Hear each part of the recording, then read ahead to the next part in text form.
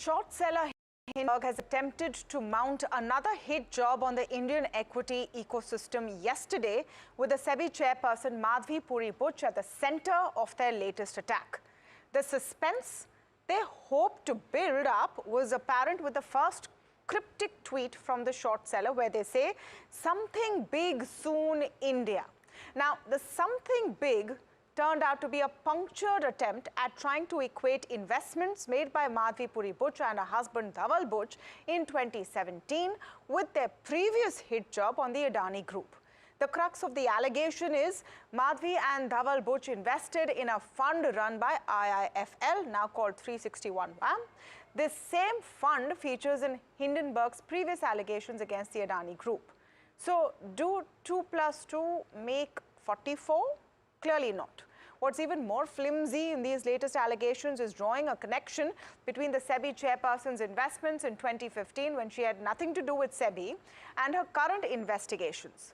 What's even more bizarre is that there is no attempt to hide the fact that Hindenburg is upset with a show cause notice handed to them by SEBI in June and is retaliating to it with this personal attack. It also becomes clear that Hindenburg is doing what it does best, taking short positions in the Indian market and then creating circumstances for the market to fall, essentially manipulating Indian investors for their own gains. The question is, has this round of the Hindenburg hit job been punctured? Well, the latest hit job clearly is done to avoid answering SEBI's show cause notice. These are some of the big questions that we're asking today. Allegations have been punctured by Madhvi and Dhaval Butch's response. That's very clear. Also, we're asking, why should a private citizen's investments be questioned? Remember, Madhvi Puri Butch has had a long and very fruitful career in the private sector. What she does with her money as a private citizen, why does it come into the picture right now? Where is the link between 2015 investments and current investigations?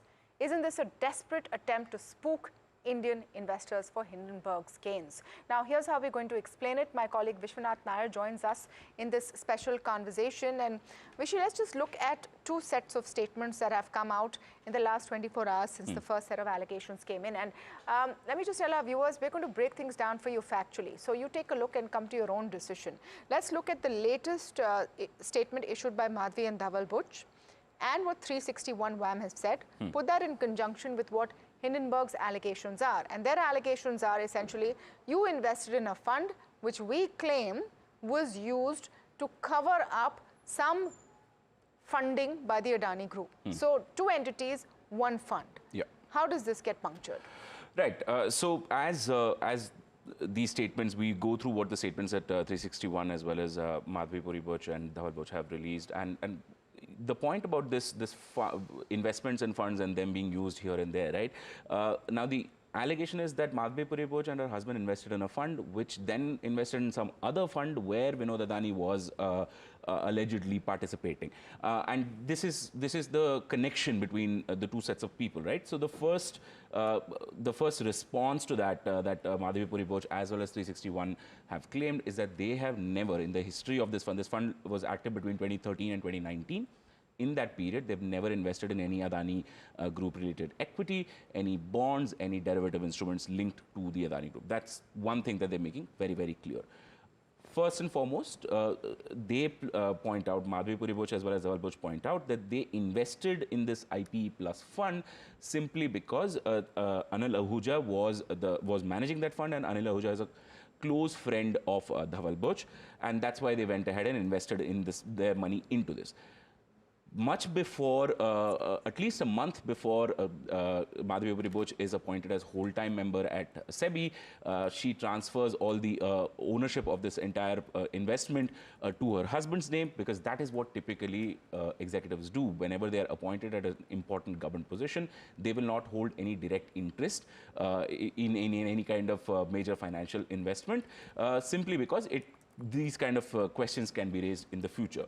The other point is that in 2018, when Anil Ahuja left IP Plus, when he left 361, at that point in time, they diluted their holdings. They took their money out of this fund because the money was kept there simply because of a childhood friendship. And since that friend was no longer an employee of the fund, there was no reason to continue with the investment.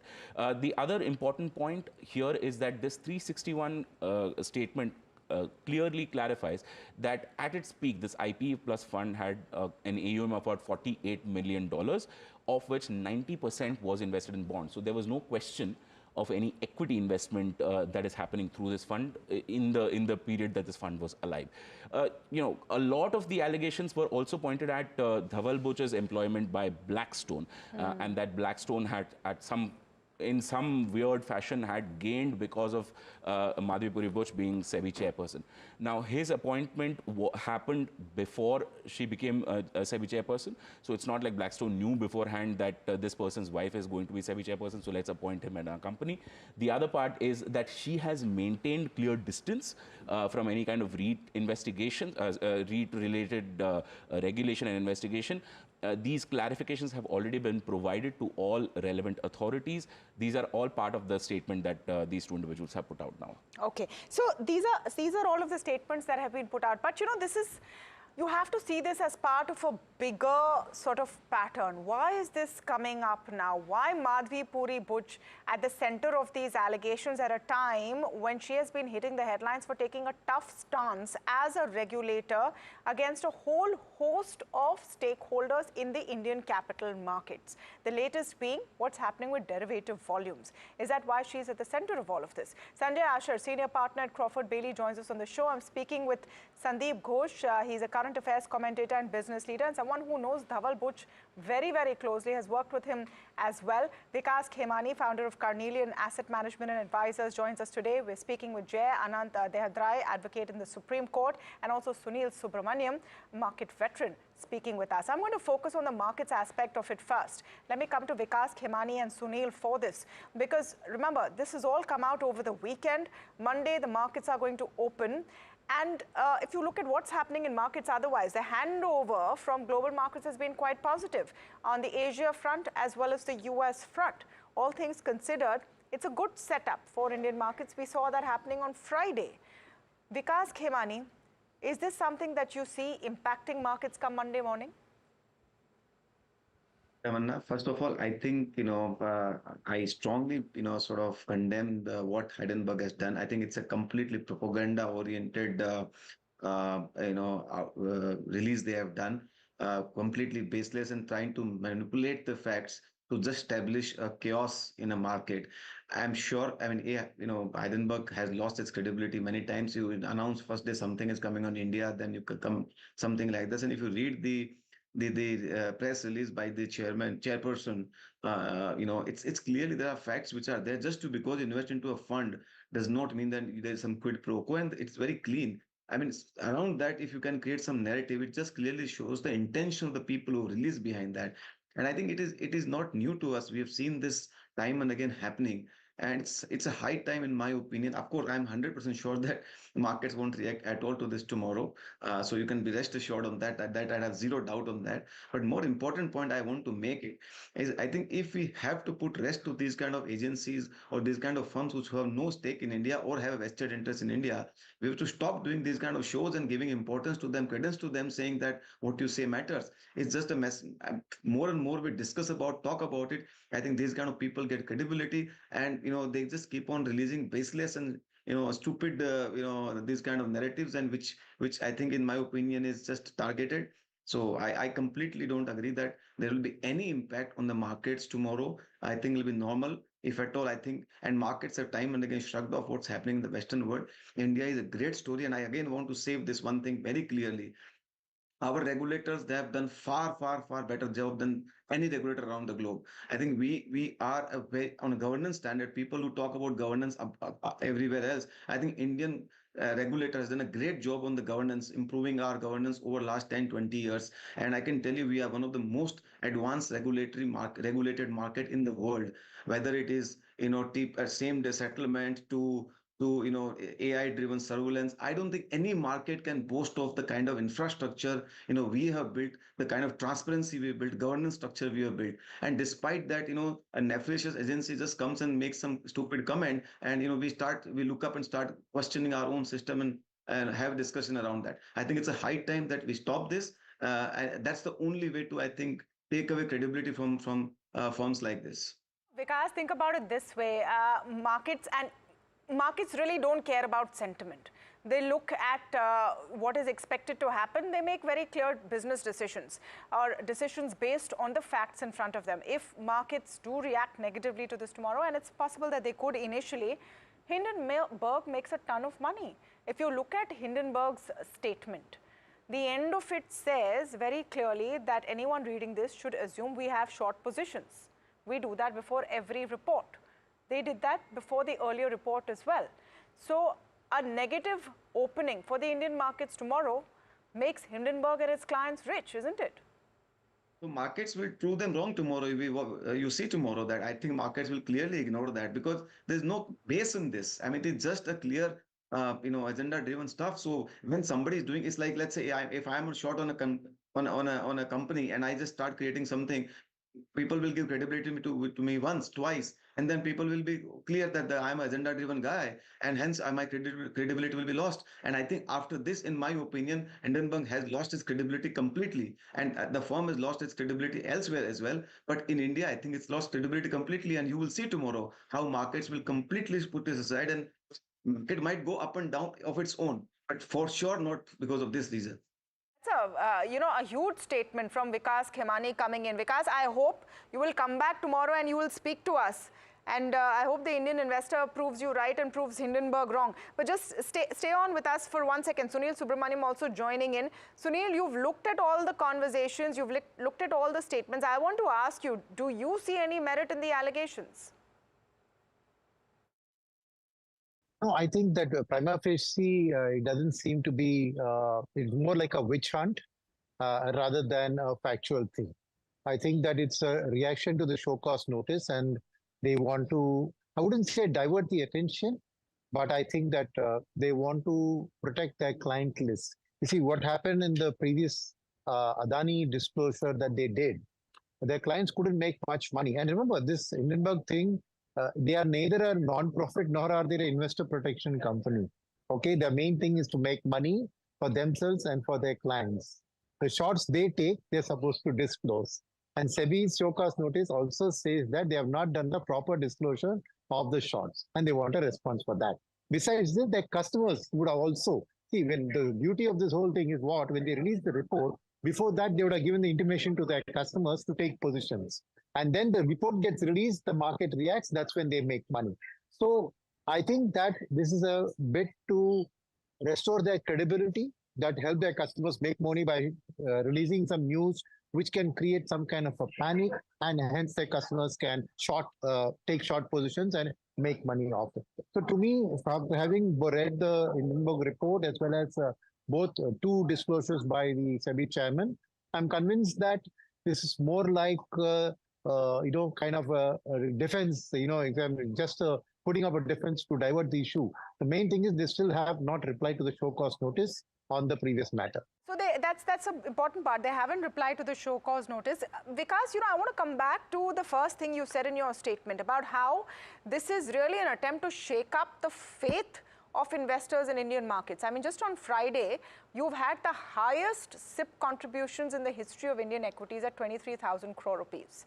The number of households who have reposed faith in Indian equities is larger than ever before. And then something like this comes in. Now, there are two ways of looking at it. One is that, of course, if there is any concern in the system, we should address it, right? And the other one is that this is a concerted attempt at attacking that faith.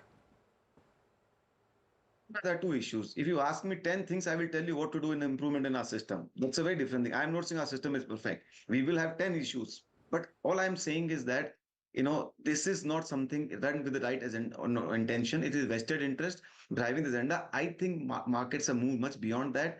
our markets are far, far more matured. I think Indian investors have expressed the faith in Indian markets over last decade, and it is only getting better and bigger. And SEBI has done a fabulous job in protecting the minority shareholder, retail shareholder, their interest through various mechanisms, regulatory framework, transparency, disclosure, governance, So I have no doubt that Indian markets are very, very robust.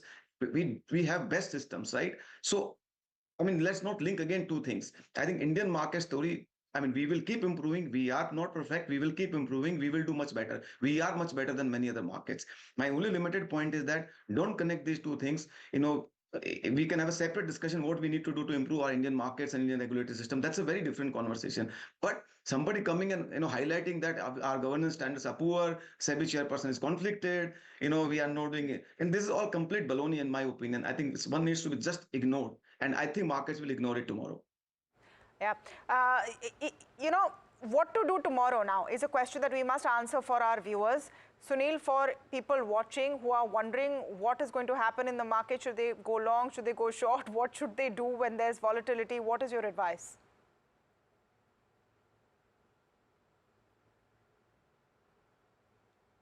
So I would say to both an SIP investor and to a mutual fund investor, there's no need to panic. Individual equity stock investors, to the extent that they have been buying stocks based on fundamental approach, not a technical based approach, I would say any correction in their holding, they should add to it tomorrow, because good quality stocks have all become very expensive over the last years, 2 years, because of the liquidity flow. And any correction there means you're getting good quality stocks at a cheaper price. So any correction, they should buy good quality, fundamental, sound stocks at this stage. Mutual funds, they will obviously act with caution, and they will continue to buy good quality stocks when there's a correction. So buy on dips is the strategy which will play out well. And I think that this episode, we will soon overcome it. And hence, long-term investors should not panic. If they have free liquid cash, 1% or 2% of their cash they can actually deploy when there's a correction, but make sure that you're buying good quality businesses. That fundamental factor one shouldn't forget even in this time, because there are some things which ran upon technical which could correct far more sharply, but they shouldn't jump in to buy that which has corrected a lot, but rather buy good quality companies even if they don't correct that much. Vikas, same question to you. What should investors do tomorrow if there is volatility on markets opening? And I think keep doing what you should do normally. I agree with that. If it falls for this reason, buy, no doubt. And anyway, India is in one of the best transformative phase. I have no doubt about it. India will create unprecedented amount of wealth over the next 8-10 years. And hence, any correction opportunity for this reason or any other reason, which are these kind of emotional or sentimental, I think must be used to buy and invest into. Of course, you need to do your work on the stock research sector. I'm not doing it, but in general speaking, I think any such correction, if it comes because of these kind of reasons, is a great opportunity to buy.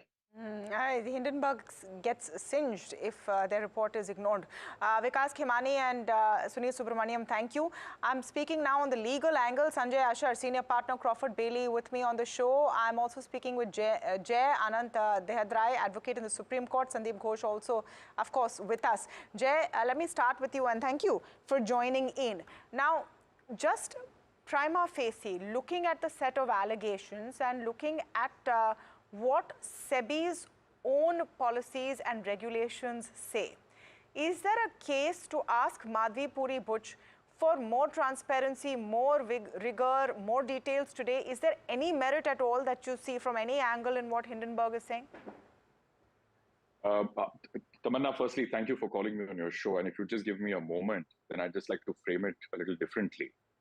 There was a problem with the audio, so I didn't have the benefit of listening to your other very distinguished guests. But I will tell you this, that this entire issue has already gone to the Supreme Court once. There has been a massive inquiry that took place under the stewardship of a former Supreme Court judge, one of the most respected, Justice Sapre. They found nothing wrong. They returned that report, the Supreme Court accepted it, and this was sometime earlier this year. And please remember, the first Hindenburg report came in January of 2023. So if anything, Indian investors, those holding Adani stocks, and I want to make this very clear as for full disclosure, I hold no brief for the Adani Group. I don't even own a single share of Adani. So it makes no difference to me.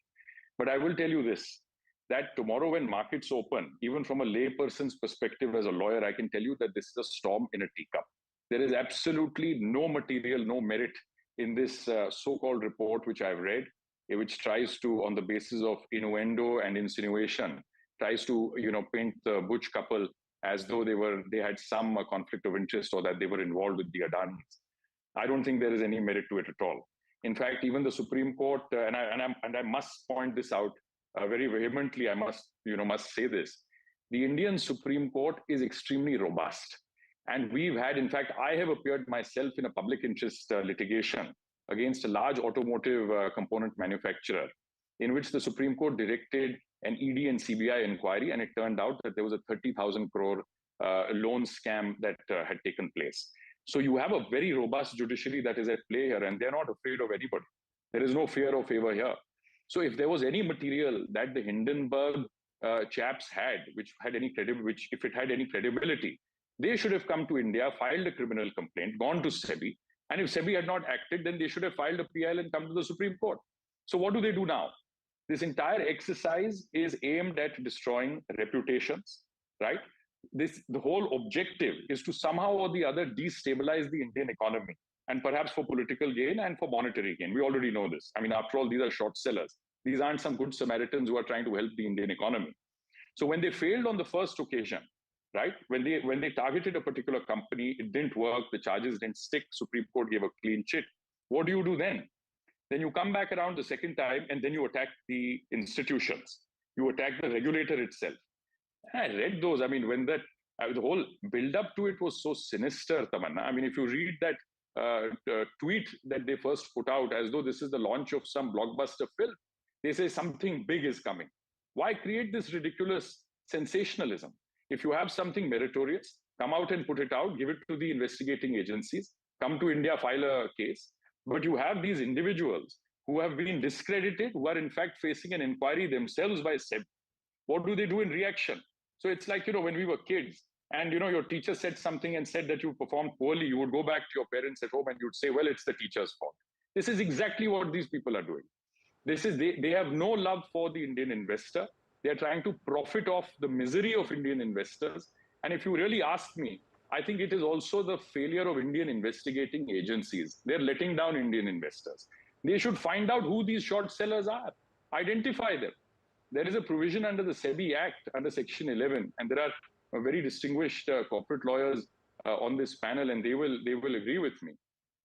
Under Section 11 of the SEBI Act, you have the ability to disgorge those profits which someone has made illegally.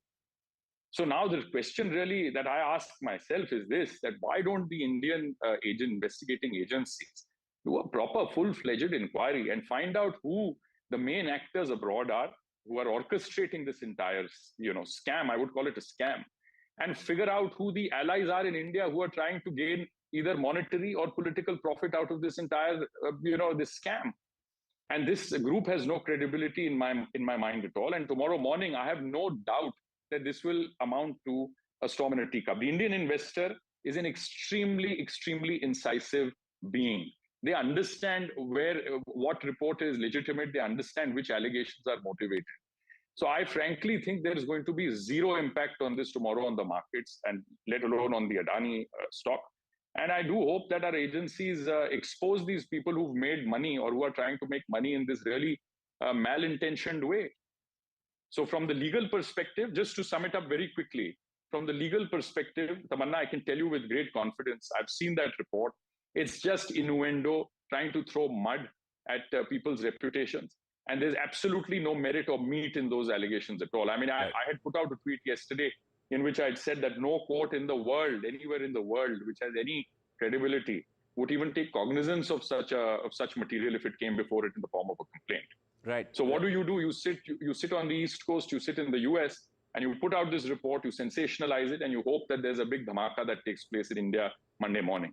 Right. So I think these people need to be prosecuted. Right, Jay. This is Vishwanath joining in. I want to bring it back to the point you mentioned earlier. This case or these allegations against Adani Group have already been debated to death in the Supreme Court. Does a report like this, which brings that discussion back and then points fingers at the people who are actually investigating that matter. Doesn't that also sort of try to play people against the Supreme Court's own decision-making? You ask an excellent question. And the answer lies in the chronology of what transpired after the first Hindenburg report came out. Please look at it like this. The report comes out. There is Supreme Court doesn't say that we will not look into it. They appoint an expert committee. The finest minds in India who understand security law are recruited into this committee, including judges, one former judge of the Supreme Court, with unimpeachable integrity. Everything is gone into threadbare, into great detail. And they come back and say that there is nothing amiss. Now, please look at what happens right after. And therein lies the answer, where the malintention is, which I referred to earlier. After a clean chit is given, Hindenburg keeps completely quiet. In fact, I think their investors must have lost money, gone after the principles of Hindenburg. And now, with their tail between their legs, they come back with another ridiculous innuendo-laden report. And I'll tell you where my disgust comes in as an Indian. More than any individual company or targeting a person, this is an attack on India's institutions, as though we are some third world country where we have to listen to some colonial style power which will tell us how to conduct an inquiry or tell us about the health of our corporate governance structures. We don't need to. We don't need lessons in corporate governance from these individuals. If I were to, okay, I get your point completely. But if I were to even look at it this way, that we are a system that wants to be robust, wants to constantly improve, and I'm going to bring in Sanjay Asher here, and we need to understand this very clearly legally. At the end of the day, before you go to Mr. Asher, if I may just say one thing very quickly. Tamanna, the point is, of course, there is always room for improvement. Yeah. But it has to come in the form of some credible material. You just can't you can't pass off innuendo as high quality evidence or material and then expect the courts or the regulator to unleash a fishing and roving inquiry, because it serves the political agenda of a few people in India, and it fills the pockets of certain short sellers sitting in the US. It can't be on that basis. Right? The thing is, the important thing and the crucial thing is that who is really going to suffer?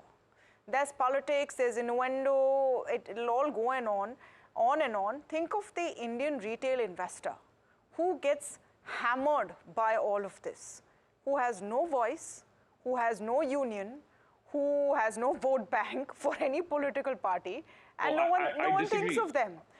I disagree. I have a slight difference in opinion there, which is that the Indian investor is a very smart creature. You can try and fool him once, you can't fool him twice. And I don't think this second time around, this report, nobody is going to buy into Hindenburg. It's lost all credibility. They kept quiet for the longest time after their claims were debunked in the first round of investigation. Supreme Court gave a clean chit, they kept quiet. Now they've gone and dug up something which has absolutely no head or tail. There's no evidence of any wrongdoing, any favors, nothing.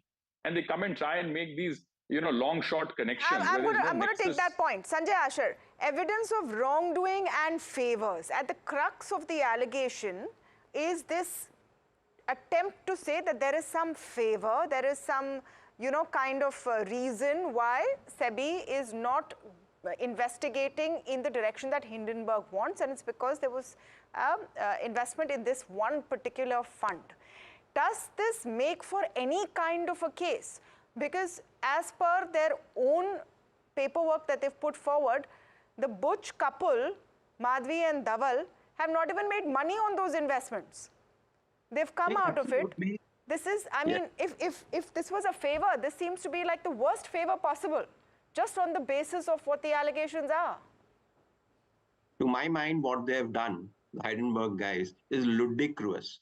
It's not ridiculous, but it's ludicrous.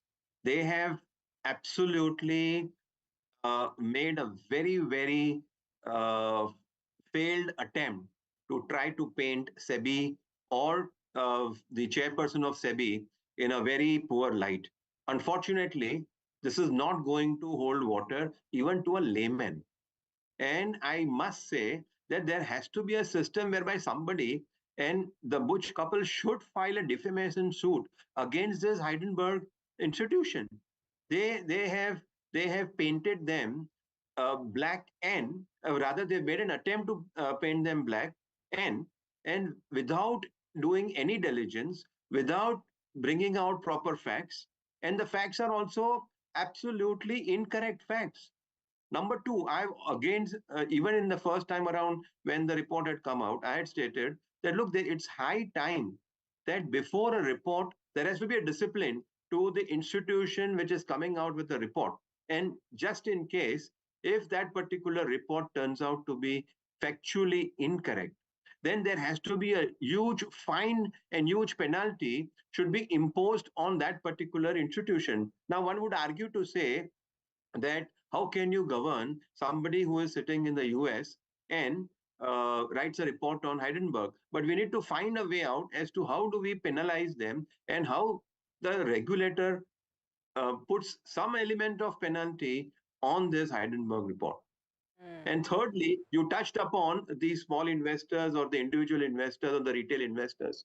As Jay articulated and as Vikas also articulated, they are very smart. They are absolutely on the top of everything. And there have been enough litigation initiated by the small investors. And I won't be surprised if there would be plethora of petitions filed in several courts against Hindenburg for the purposes of misdirecting a common man, misdirecting even the institutional investors, so on and so forth. So to my mind, there is nothing at all in this particular report, and surely they should be penalized. Okay. And as Jay articulated, it's just a storm in the teacup. Okay, let me play devil's advocate with Sandeep Ghosh. Let me play devil's advocate with Sandeep Ghosh, because Sandeep, in our chat before the show, you did tell me that you know Dhaval very well. So, one section of viewers today will say, oh, Sandeep is biased. Everyone is biased. So, if I were to play devil's advocate, I would ask you that for a position like SEBI chairperson, there should be completely above board. Is there any question of whether this was just a coincidence? Why have they invested here? Why aren't they giving a conclusion that the guys who wrote the Hindenburg report want?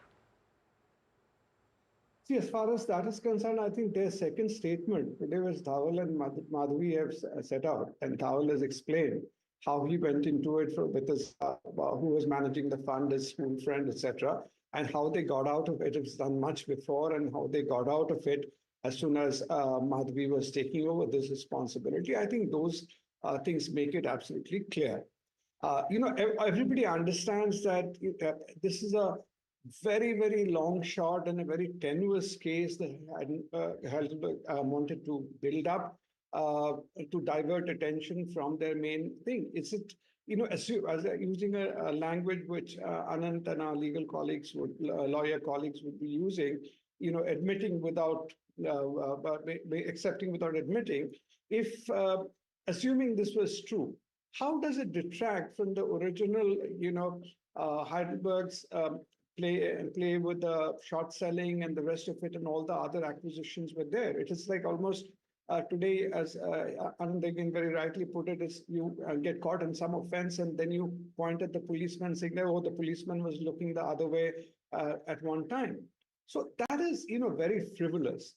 I think the larger points which come across, see how people were just simply waiting for this thing to be published, and the next moment, a lot of politicians just splashed their statements even before the country had woken up.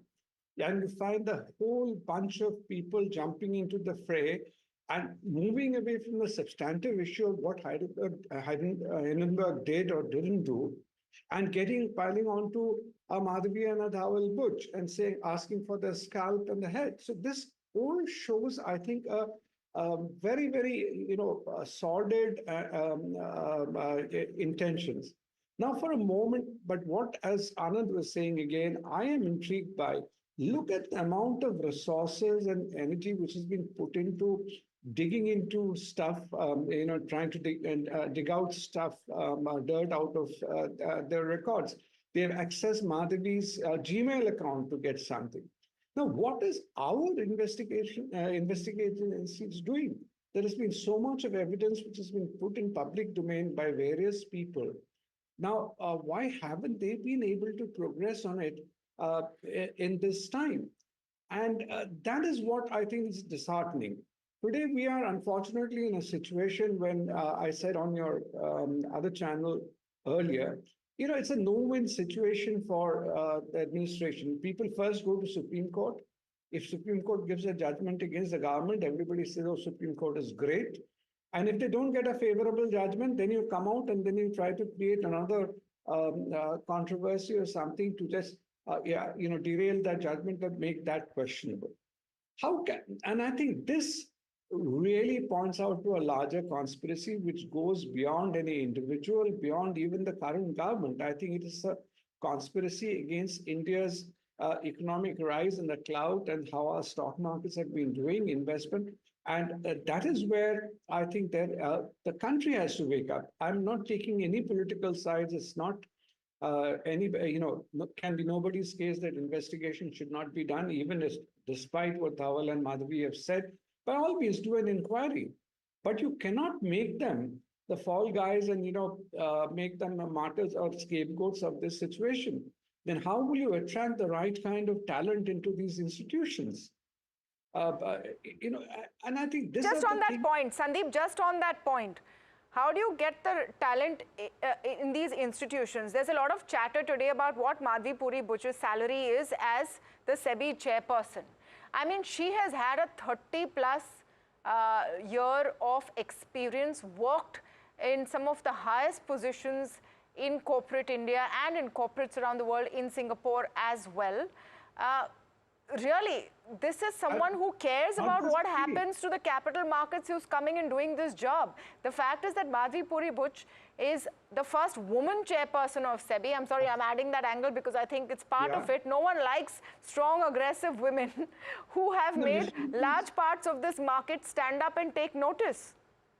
See, and what Madhavi, as Dhawal said, they are very cleverly putting up a designation called Chief Procurement Officer as if he's some purchase head somewhere. He was a supply chain head of Unilever. First, he was the manufacturing director in India. Then he moved into Unilever. That's a huge position. And you earn, the kind of money. They don't need these kind of small changes.